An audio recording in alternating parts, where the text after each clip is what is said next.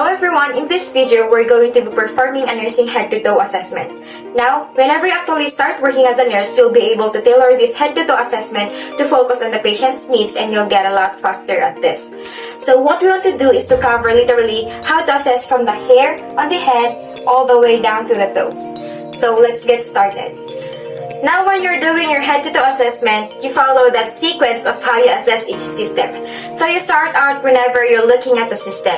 You're going to inspect, palpate, percuss, and then auscultate. Except you're going to change it up a little bit whenever you're going over the abdomen. So first, what you want to do is you want to perform hand hygiene and provide privacy to the patient. Then introduce yourself to the patient and explain what you're going to be doing. Hello, my name is Jyra, Meagan, Buduan, and I need to perform a head-to-toe assessment.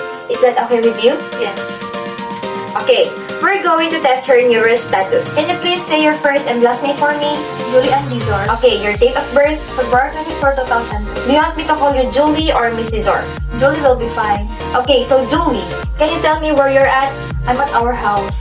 And what are we doing here today? Head-to-toe assessment. And who's the President of the Philippines? Rodrigo Roa Duterte. Okay, so she answered that correctly and she's alert. Then we want to collect vital signs, such as heart rate, blood pressure, respiratory rate, and the patient's pain rating. On a scale of 0 to 10, with 0 being no pain at all and 10 being the worst pain you've ever had. No pain, 0. Okay, then after that, what we have to do is to collect her height and weight and look at the BMI, or known as their body mass index. Remember, if it's 18.5 or less, that's underweight. Or if it's greater than 30, that is obese. For instance, how is that patient responding to you? What's their emotional status? What's going on with them? Does she understand my questions, or does she seem like she can't hear them very well? Or is there a delay whenever she responds to me, or does she respond appropriately at an appropriate time? Also, do you notice any just outward abnormalities like amputation, any masses, lesions? Is her skin sweaty, cold, and clammy? Do you notice any cyanosis right off the bat? Also, is her hygiene good? Is her posture good? And do you notice any abnormal smell? So during all that, you're really collecting all those information. Now, we are going first to inspect the head and we are looking at the skin color. We're also going to make sure that the head is the same size as how it should be for the body. And we're looking for any abnormal movements or twitching of the face that she can control and are involuntary and we don't see anything.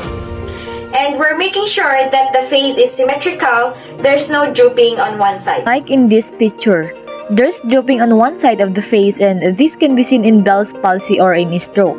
And we're also looking at the eyes and ears. Are they at the same level? And while we are here, we're gonna go ahead and look at the facial expressions. And test cranial nerve 7, which is the facial nerve. So, can you close your eyes slightly for me and then open them up? Now we smile, frown, and puff out your cheeks. And she did that, so that cranial nerve is intact. Next, what we're going to do is we're going to palpate the head, the cranium. We're going to check for any masses, indentations, look for skin breakdown, any infestations, and for this part, I'd like to wear gloves. So let's look at the hair. So what we're doing is we're feeling for any masses, indentations, and also with this, we're looking for any skin breakdowns. And if your patient's immobile, you really want to check the back of the head because they're laying on it a lot, and this can be breakdown back there. Also, while you're doing that, you look inside the hair. Make sure there is no infestations. Like lice, and there's no abrupt like rounding areas of baldness which could represent alopecia. And then once you're done with that, what you want to do is you'll doff your gloves and perform hand hygiene. Next, we're going to do is we're going to find the temporal artery and we're going to palpate them bilaterally, and they're both found right here. And that is about a 2+. Next, I'm going to go ahead and test cranial nerve 5, which is the trigeminal nerve, and which nerve is responsible for many things like mastication. So, what I'm gonna have you do is to clench your teeth, like bite down, and I'm going to feel the besieged muscle. So there should be a nice firm ball, and then feel temporal muscle. To test also that nervous, have her try to open her mouth against resistance. So, try to do that for me. Okay, and she can... Now while we're here, we're going to go ahead and feel the temporal mandibular joint, and we're going to feel right here. And I'm going to have you open and close your mouth, and I'm feeling for any grating or clicking sensations, and I feel none. Then we're going to palpate the sinuses, and I'm going to put pressure on these two sinuses right here, and you tell me if you feel any pain, okay? So, maxillary. No. And the frontal. No. Next is to inspect the eyes first, and we're looking at the several things. We're looking at the eyelid, we're looking at the sclera, which is the white of the eyes, we're looking at the iris, pupil, and conjunctiva. So you should not see any swelling of the eyelid. You should see the sclera is white and shiny, and it should not be yellow like jaundice. And the conjunctiva. When you pull down the lower lid, the patient have to look up. It should be nice and pink. And look at the eyes. How do they set in the eye socket? Are they equal? For instance, is there any strabismus? Is there a crossed eye where one eye turns in, more turns out, or up or down? And these eyes are normal. There's no strabismus. Next, you want to look at the anisocoria where one pupil would be smaller than the other pupil. Are they in equal size? Normal pupils should be 3 to 5 millimeters in their measurement, and here are about 3 and they are equal. Next, what we're going to do is to assess some cranial nerves. Now we're going to test the cranial nerve 3, which is the oculomotor, 4 trochlear, and 6, which is the abducens. And we're gonna do several tests to check their functions. The first one we're gonna do is looking for any involuntary shaking of the eye called nystagmus using this pen light. So I'm gonna hold it about 12 to 14 inches away from the patient's nose. So what I want you to do is to keep your head still, don't move your head, and just use your eyes to watch. So here we go.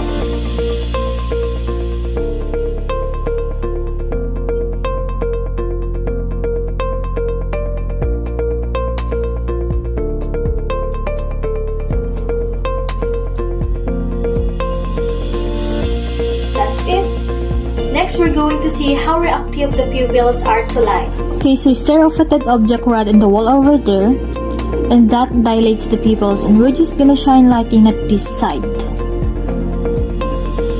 Okay, constrict. I'm dilate again and then go over to the other.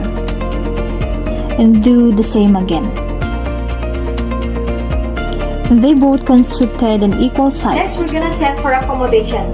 Again, we're gonna have her stare off at a distant object that helps dilate the pupils, and we're going to take the pen light. So you're just gonna slowly move it inward to the nose.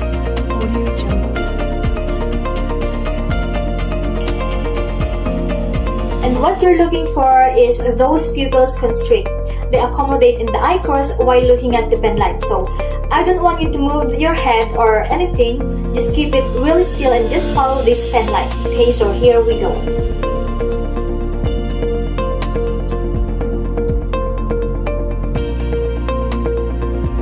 Next, we're going to move on to the ear.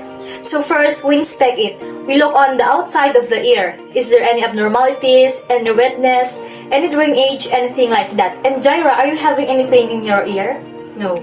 And sometimes if you have patients who've had long-term gout on the helix of the ear, they may have what's called atophy, which is an accumulation of like a whitish or yellowish uric acid crystal on the skin. So if you ever see that, that is what that looks like. Next, we're going to palpate on the ear.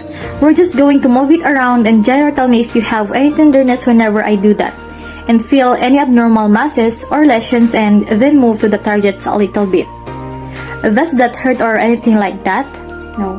Okay, so no pain or tenderness. Then we're going to palpate the mastoid process, which is the big hump behind the ear, and we're looking at it. Is it swollen? Is there any redness? And whenever I touch on it, does it hurt? No. Okay, and just see if the patient reports any tenderness with that. Next, we're going to test the cranial nerve 8, which is the vestibulocopular nerve. So, I'm going to conclude one of her ears and then whisper 2 words. And on the other side, she needs to tell me what I said. So, are you ready? Yes. Okay.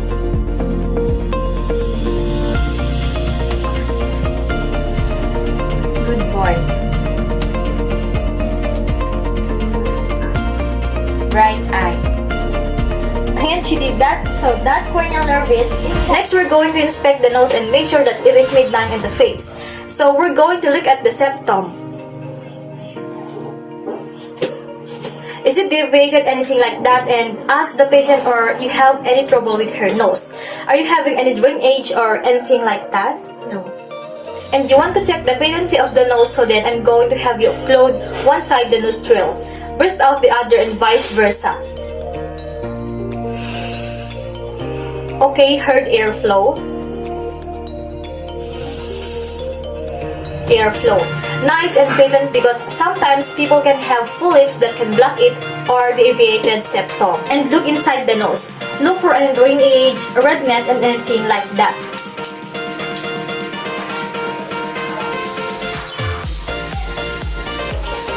So everything looks clear and I don't see anything. We're going to test the olfactory cranial nerve 1, the sense of smell. Okay, Jyra, so you have to close your eyes and I'm gonna put something in front of your nose.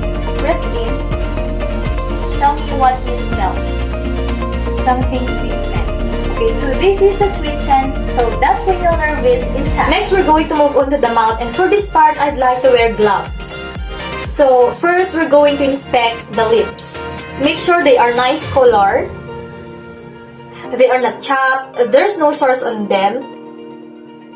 And yes, there's no something like those. Next, what we're gonna do is to assess cranial nerve 12, which is the hypoglossal nerve. So what I'm gonna have you do is to stick out your tongue and maybe side to side. And she does that with it. Now what we're going to do is to inspect the inside of the mouth. You will need to open up your mouth for me, and I'm going to look inside the cheeks. I don't see any sores. There's no lesions or anything like that. And stick out your tongue for me. It should be moist like this. Then I want you to lift up your tongue for me and look for any lesions underneath the tongue. And I don't see any. Okay, you can close. Then you're also looking at the gums.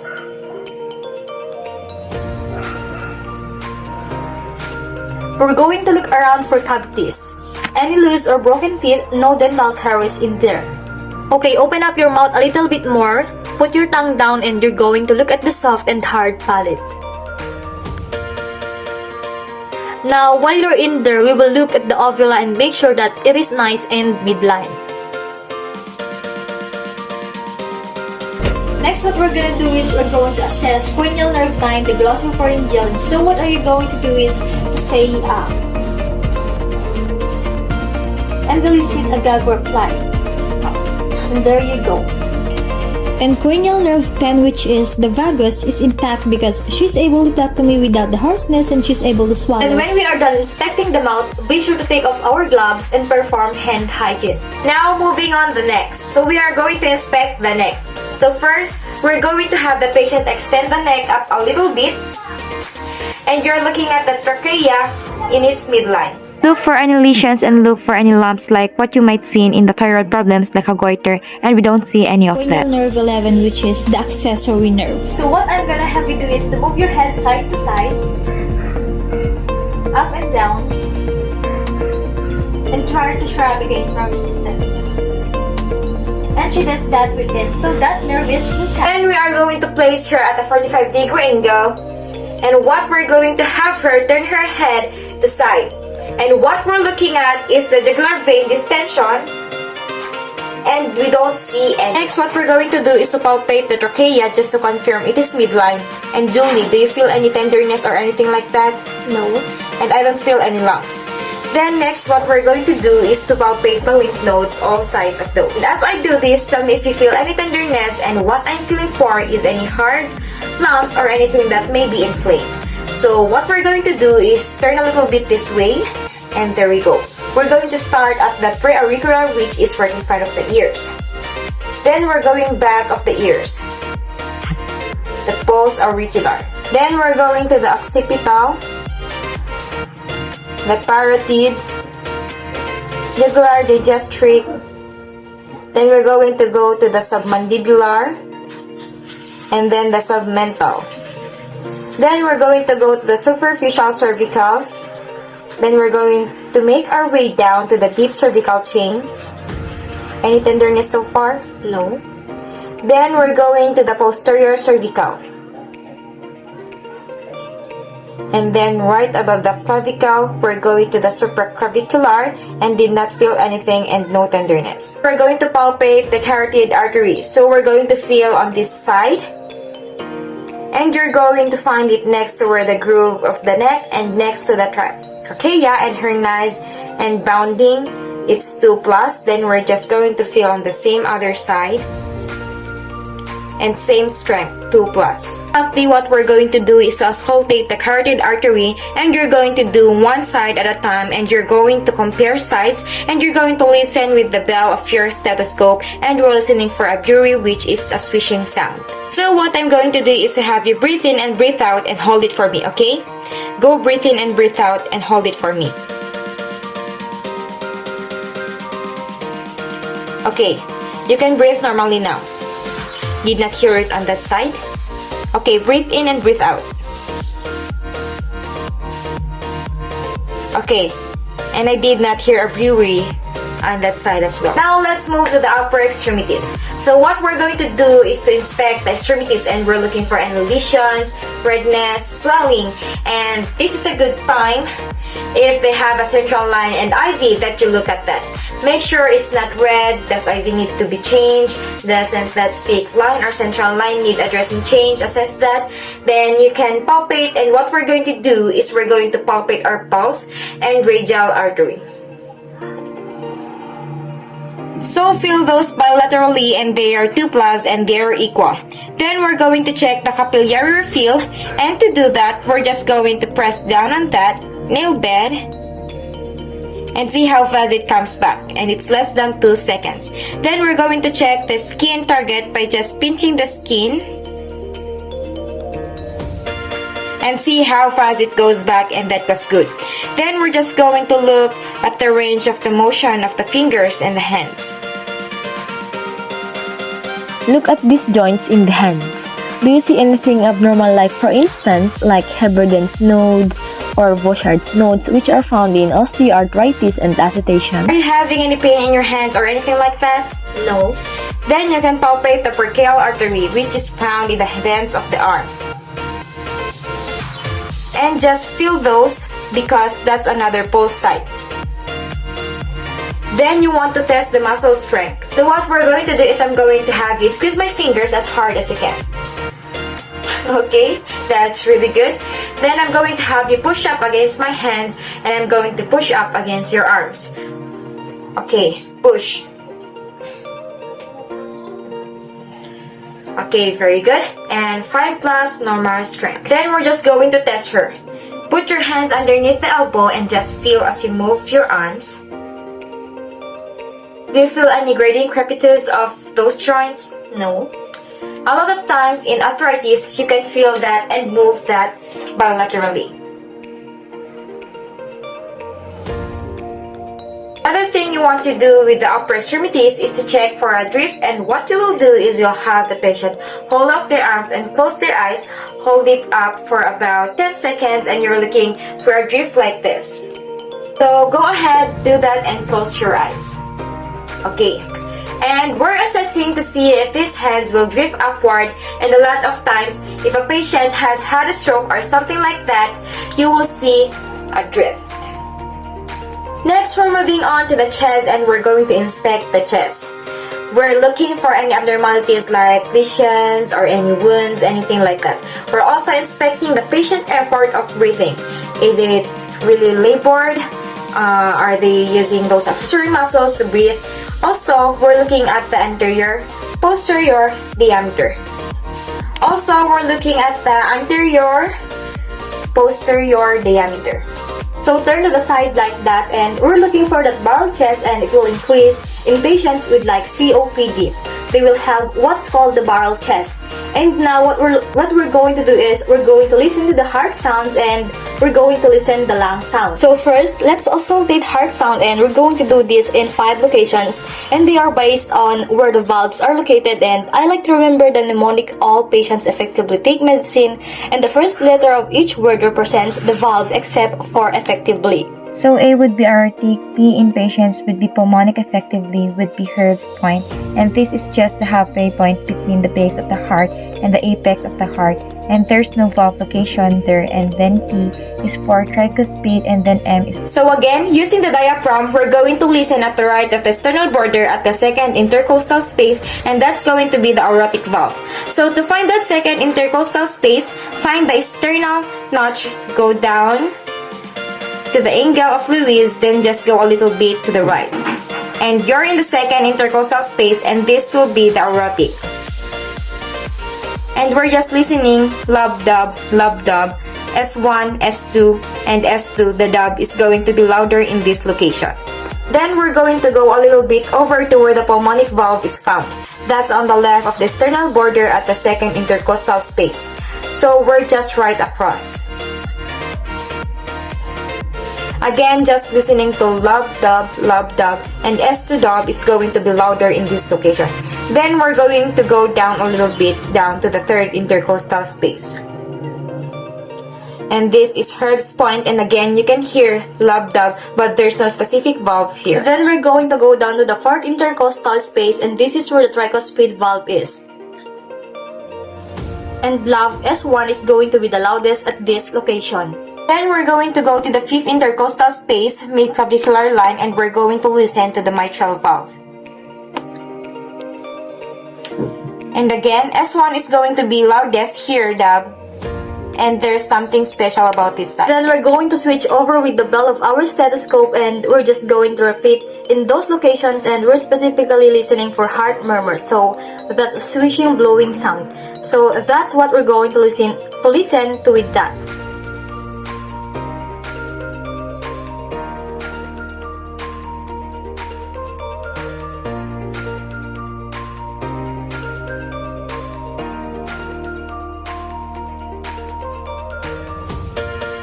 And I did not hear any.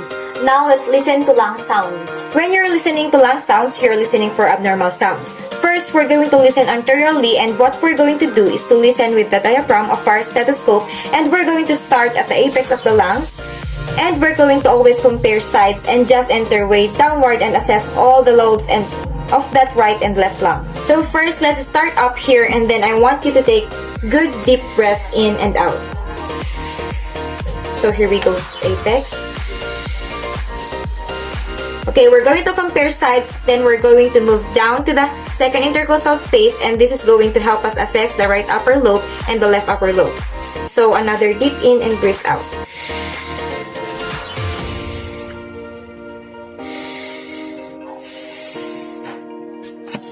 Then we're going to go down to the fourth intercostal space, and we're going to assess where our right middle lobe is and our left upper lobe, because remember, the right lung has 3 lobes and the left lung has 2 lobes. So let's listen to our left upper lobe.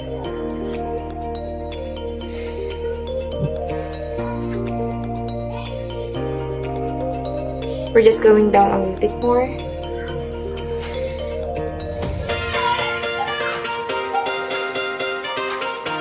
Then we're going to mid-axillary at the 6th intercostal space, and we're going to listen to the right and left lower lobe.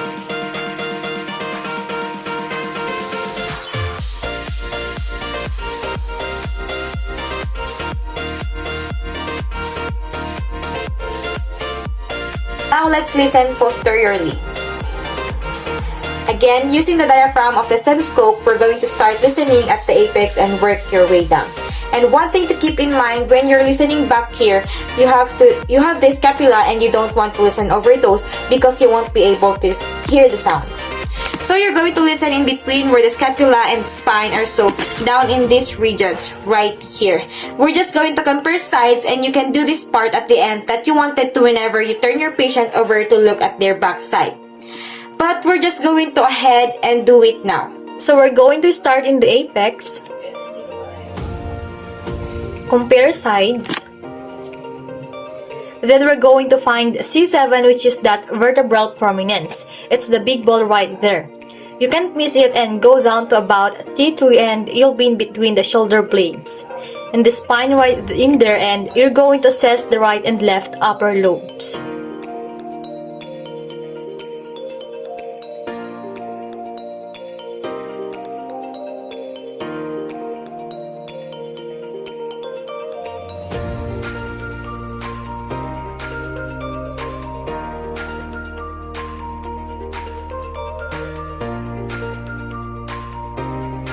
Now we're going to assess the abdomen, and remember we're switching our sequence and how we assess. We're going to do inspection, auscultation, and then percussion or palpation. So we're going to do auscultation second. So whenever you're looking and assessing the abdomen, have the patient lay on their back, and what we're going to do is to inspect the abdomen. And first, I want to ask, Jyra, are you having any stomach issues at all? Okay, when was your last bowel movement? Yesterday morning. And how are you urinating? Fine. Do you have any pain while you're peeing? No. And I want to ask about when is your last menstrual period was? Last week. If she is a male patient, I would ask him if he have a problem starting a stream, any discharge, any like that. And also ask about how is he urinating. Okay, so we're inspecting the abdomen. We're looking at the abdominal contour, and this patient is scalphoid, it goes in a little bit. You can also have flat, rounded, or protuberant, and also we're going to know if there's any pulsations. A lot of times in this area right here on thin patients like with Jyra, I can see the aortic pulsation in these patients right above the umbilicus and looking at the belly button. And checking for any masses, do we see any hernias or anything like that? So now we're ready to listen to the bowel sounds using the diaphragm of our stethoscope.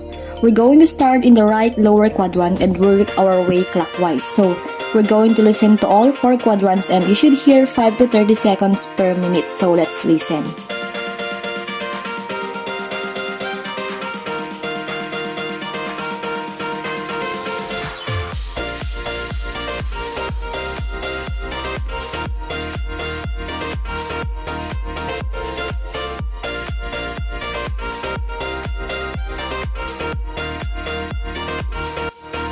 And bowel sounds are normal. Now we're going to listen for vascular sounds, and we're going to do this with the bell of our stethoscope. And we're going to listen at the aorta artery, and it's a little bit below the xiphoid process, a little bit above the umbilicus. So about right here. And we're listening for like a blowing, wheezing sound, which would represent a brew.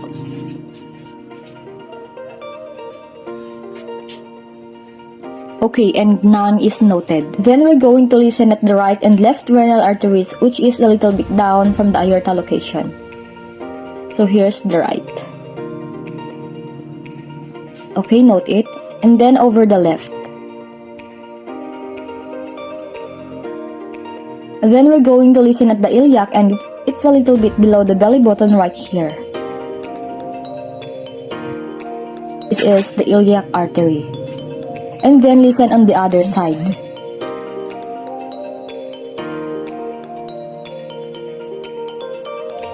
Now we're going to do light palpation, then deep. And as I do this, please tell me if you feel any pain or tenderness. So we'll just start in the right lower quadrant, work our way around, and you're going to go about 2 centimeters, and you're just feeling for any rigidity, any lumps, masses, anything like that.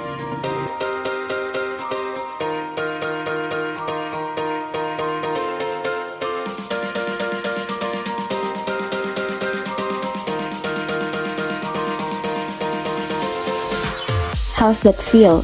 Feels fine. Okay. Now we're going to do deep palpation, and we're going to go about 45 centimeters, so a lot more deep. And again, you're just feeling for any masses, lumps, and tell me if you have any tenderness. Feeling anything nice and soft. Heard some belly sounds, that's why you need to do this after you listen because you stimulate it. Okay, everything felt good. Now we're going to assess the lower extremities. So first, we're going to inspect. We're going to look at the color from the legs to the toes, making sure it's nice and pink. And we're looking at the hair growth as well. You want to make sure there's normal hair growth because in PVD, you will see hairless, shiny, thin legs, and here we have excellent hair growth. Also, do you see any abnormal swelling just short of the butt before you've even touched the patient? And look at the legs and the feet or any swelling redness. Do you have any pain or anything in your legs, anything like that? And looking at the joints, make sure there's no redness on the joints because a lot of times with gout, It likes to start out in the big toe, so make sure that everything looks good. And then on your diabetic patients, make sure you look at the bottoms of their feet because these patients don't have the best feeling in their feet. So their shoes could be wearing on them or they could have stepped on something and not even know it. So inspect those feet. make sure there's no ulcers or anything like that needs to be addressed, and also look at the toenails. Do the toenails look healthy, or is there fungus, or are they missing toenails? They have a really bad ingrown toenail, so assess for that. Next, you want to palpate your pulses. We'll palpate the popliteal pulses, which are behind the knee. And those are about 2+. They're equal bilaterally. I'm just feeling her legs and they're nice and warm. And I'm going to push over her tibia firmly, and I'm seeing if there's any edema. So push there. And if there is edema, a lot of times whenever you push down, it's like this hard light type gel. It'll just separate and your finger will leave this indentation, and her we don't have any. Now, we're going to palpate on the feet and we're going to feel on the pulses, and I'm going to don gloves, perform hand hygiene, don gloves, and we're going to feel on the pulses, and the feet, we're going to feel on the posterior tibia. And 2+, really good. And then we're going to feel the dorsalis pedis, which is on top of the foot. 2+. With that, and if you can ever find this, because sometimes these are hard to find in patients, you can get a Doppler if you have one on your floor. Next, I'm going to check the capillary refill on her toes, just like how we did with the fingers, by pushing down in less than 2 seconds.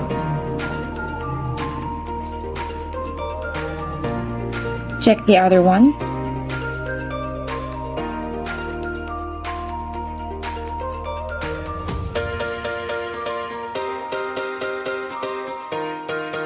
Okay, now I'm going to have her push against my hands. Push against my hands. Okay, good job.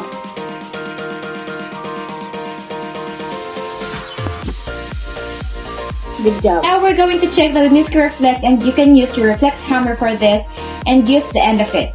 Or you can use your finger if you don't have that. And what we're going to do is we're going to take this up through the ball of the foot and curve it. And we're looking for the toes to curl, in which would be a negative normal response. So let's check that.